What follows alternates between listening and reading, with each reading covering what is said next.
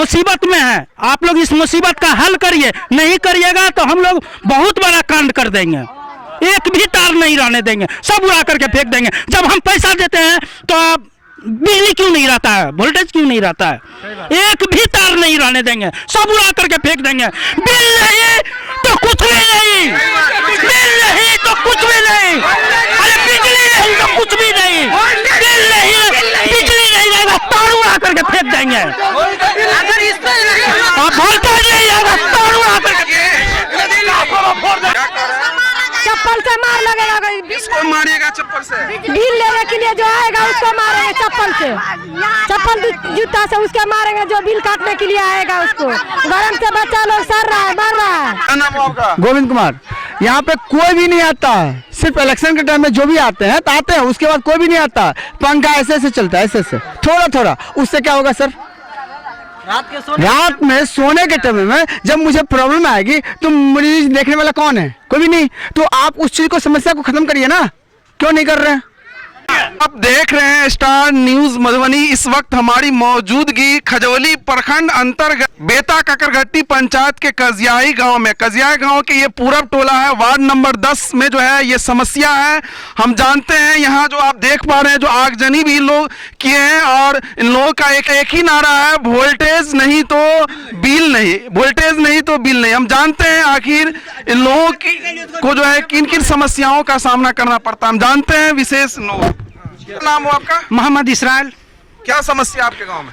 यहाँ बिजली तो रहता है लेकिन वोल्टेज नहीं रहता है जी। हम लोग हर एक महीने बिल भर रहे हैं, लेकिन जब बिल भरते हैं पंखे में नहीं रहेंगे तो क्या फायदा है बिल भरने से? यहाँ बॉल भी नहीं जल पा रहा है सही से। कंप्लेन में लोग किए बोले, हम लोग कई बार कंप्लेन कर चुके हैं लेकिन कोई सुन ही नहीं रहा है हम लोगों का। ये समस्या कब से है आप लोग? ये करीब 2-3 साल से है जी। 2-3 साल जी हाँ, आप लोग कंप्लेन किए हैं? बिल्कुल किए हैं जी। जयनगर तक हम लोग गए हुए हैं जी। हम लोग कंप्लेन कर कर के थक गए हुए हैं। हम लोग मजबूर होकर के रोड पर आना पड़ा हम लोगों को। मोहम्मद जैनुद्दीन। क्यों आप लोग आगजनी किए आज? वोल्टेज नहीं रहता है और इसका कंप्लेन जयनगर तक पहुंचा गया है। एक टेम्पो भर करके आदमी गया था, उसका कोई असर, कोई सुनवाई नहीं हुआ अभी तक। और फिर अभी जो बोल रहा है, जो हम तार जोड़े हैं और इधर तार जोड़ के गया है, इधर और कम हो गया वोल्टेज। तो अब हम लोग क्या करें? हम लोग कहाँ जाए, किसको बोले?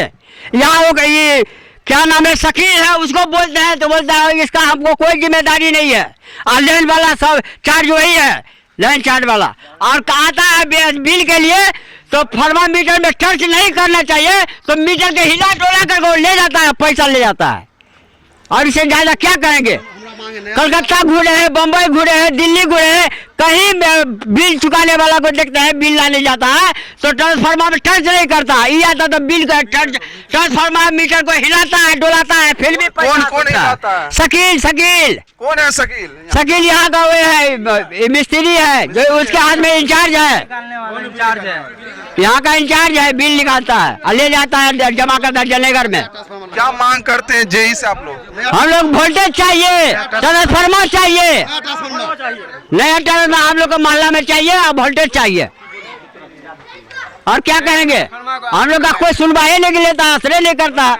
लड़का लोग टेम्पो भर करके गया था जयनगर, लेकिन फिर भी अभी तक कोई सुनवाई असर नहीं हुआ। मोहम्मद मुख्तार आलम। क्या है दिक्कत है आप लोग? दिक्कत यह है कि 10 नंबर वार्ड में जब हम एप्लीकेशन मारने गए थे जयनगर में, तो वहाँ के जीओ बोले थे कि 2 जून को आपको ट्रांसफार्मर दे देंगे, लेकिन अभी तक ट्रांसफार्मर तो क्या वोल्टेज भी नहीं है और ना ट्रांसफार्मर आया। हम लोग कई मरतबा चेष्टा किए, नहीं किया वो लोग, तो लास्ट में मजबूरी में हमको ये करना पड़ा है। खजौली प्रखंड थाना 10 नंबर वार्ड बेता ककरघट्टी से। अब उसको बार बार हम लोग शकील डाकिया को कह रहे, तो कह रहा है कि हमसे कुछ होने वाला नहीं है। तो ठीक है, वो तो रीडिंग का मास्टर है, वो तो कुछ करेगा नहीं, लेकिन आगे तो जीओ साहब है या कोई भी है तो हमारे इस समस्या का हल करेंगे ना। अभी तक समस्या का हल नहीं कर रहे हैं। आप लोग जो कंप्लेन किए जयनगर जाकर, उसके बाद क्या कोई तरह का यहाँ कोई आए वहाँ से? अभी तक वहाँ से कोई भी नहीं आया और ना कुछ भी संविधान कुछ करने के लिए कुछ भी नहीं आया यहाँ पर। कुछ नहीं आया? कुछ नहीं, सिर्फ इतना कह दिए थे कि 2 जून को आपको ट्रांसफार्मर दे देंगे। कि समस्या हल नहीं होगा तो आप लोग क्या करेंगे?